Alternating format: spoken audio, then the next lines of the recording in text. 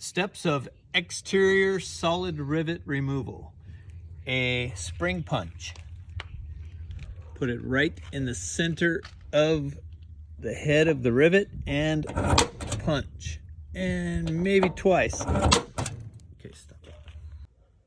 3/16 cobalt drill bit.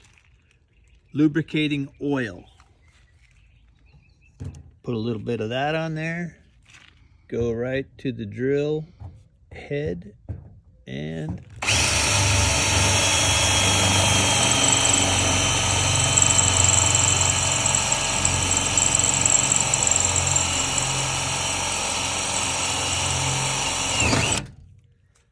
now I just have to do that 1,300 and something more times.